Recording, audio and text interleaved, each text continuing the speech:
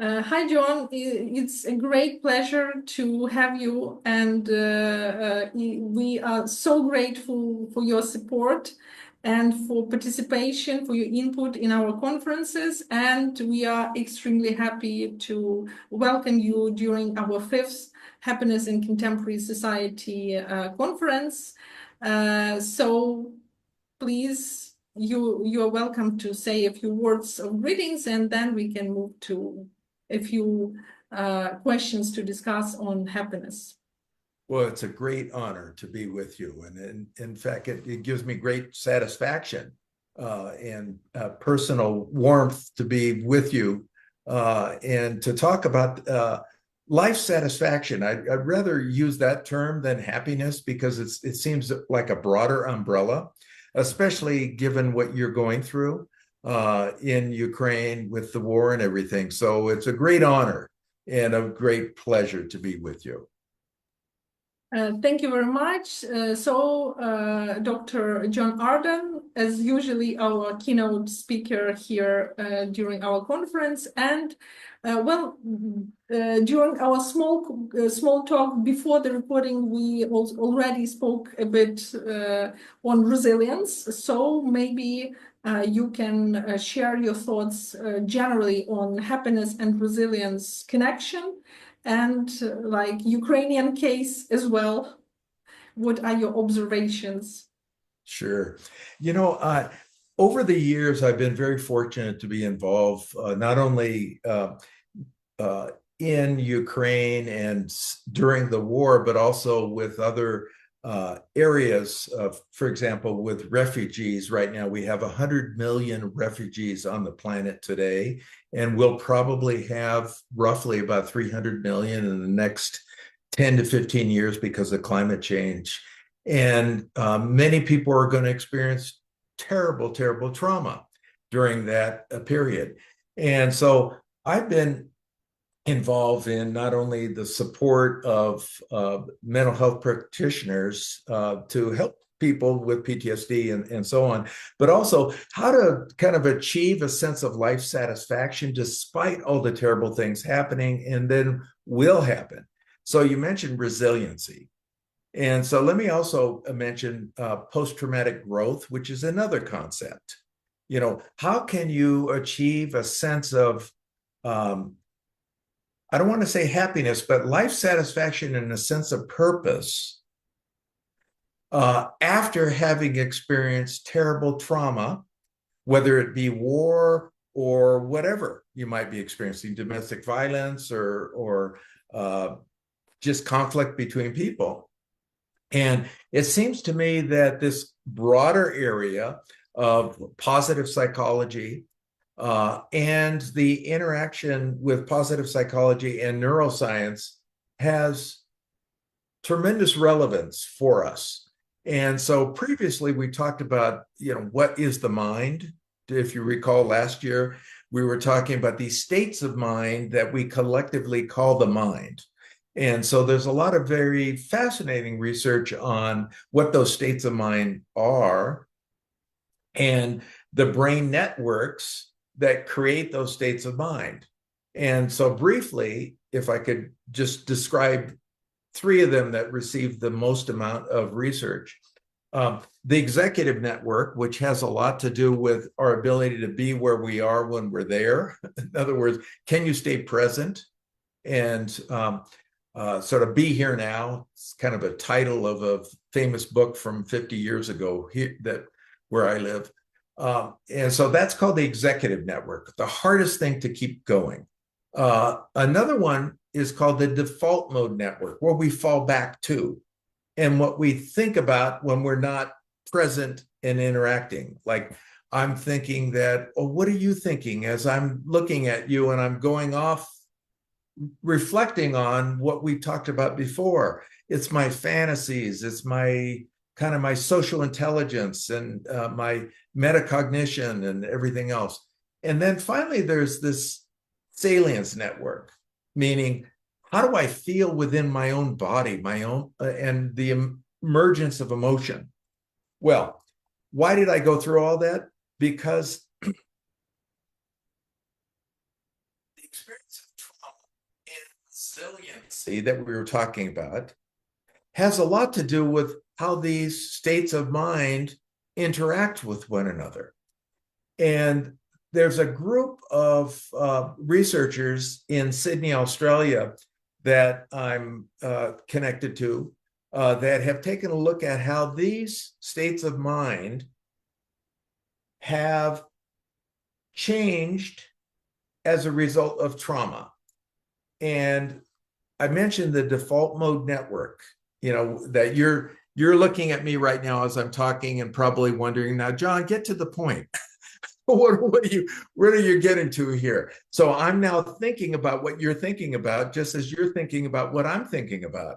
But I also have a narrative about our friendship, right? And so my narrative about our friendship and my narrative about me has a lot to do with resiliency and a huge amount to do with happiness and life satisfaction. Okay, so if you can hold that in mind, all these states of mind, right? And so it turns out that the research that these people that I know in Sydney that are dealing with all these refugees that have come into Australia have embarked on investigating, have discovered that people that are better able to deal with post-traumatic experiences, let's call it post-traumatic growth, are able to get their emotions in sync with their narrative. Okay, what is that? Salience network and the default mode network. But most importantly, it has a sense of purpose. And so that's what we talked about last year. Here you are in Ukraine. And do you have a sense of purpose rather than just survival? And you mentioned that we had a half-hour conversation before we started our interaction now. And that sense of purpose and that sense of identity, as we talked about, your sense of being a Ukrainian is the combination of that emotional integration and what you're doing to survive, not just survive, but grow past, because you represent so much for the rest of us. Even though I'm not there in Ukraine right now, you represent so much for the world, actually. So for me, happiness represents purpose. It represents a sense of identity and your narrative, and it's these states of mind that interact.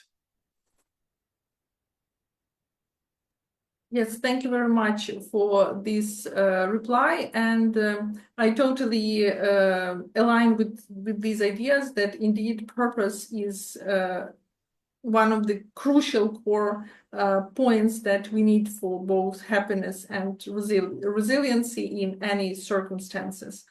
And maybe one more question I would like to ask is about some main trends that we have in neuroscience about happiness research.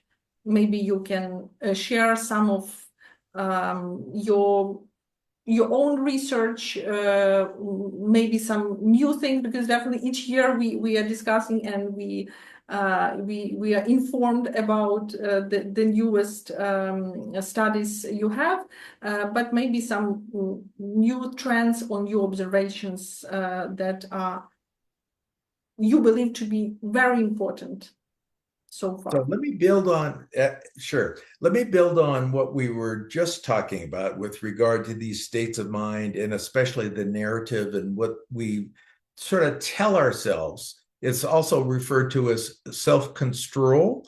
And so a lot of this research that I was talking about before about this interaction and post-traumatic growth has to do with self-construal, which is basically your narrative.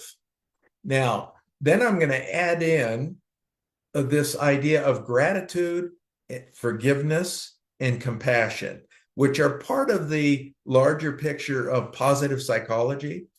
And so it turns out that from my reading and interaction with people all over the world dealing with people in trauma, that this post-traumatic growth partly and life satisfaction and happiness has to do with our connectiveness between us and our sense of compassion for other people.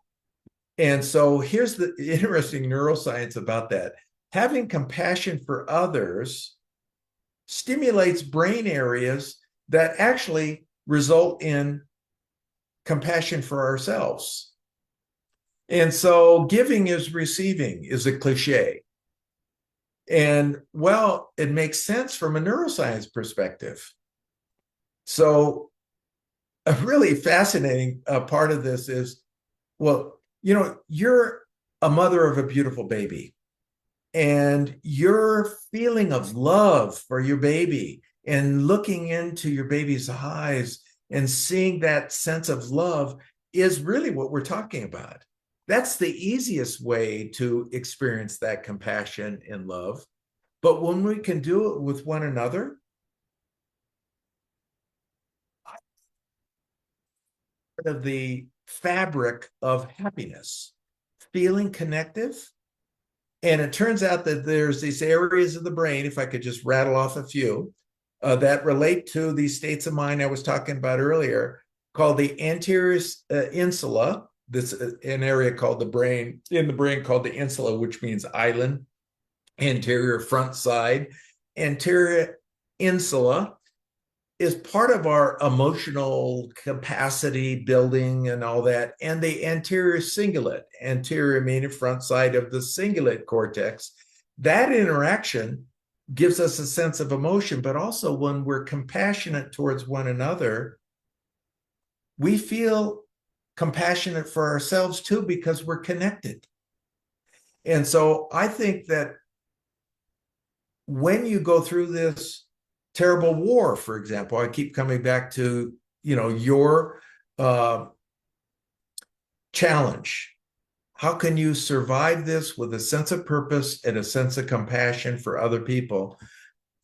You know, it has to do with life satisfaction because you have a sense of purpose and connectivity.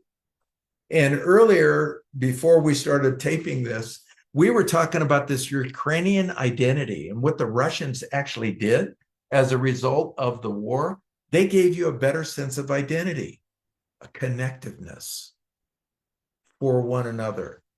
So I really think that the neuroscience really backs this up, as well as the socio-political situation that you're experiencing.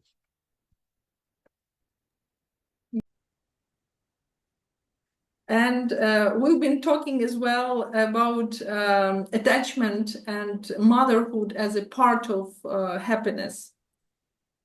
And I was bringing up Donald Winnicott, who was a theorist in the mid-20th century, but he still has tremendous relevance to us now. And he was originally a pediatrician who got into psychoanalysis, but in a much more practical way. And he had a couple concepts that are really very relevant, not only to mothering and to fathering, but also to human communication.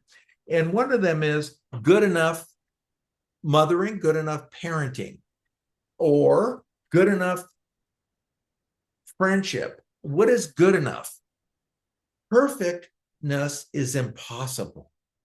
And in fact, if you're perfect, especially to your child is going to expect perfection and get upset with anything that's not perfection. And as a result, you create narcissism.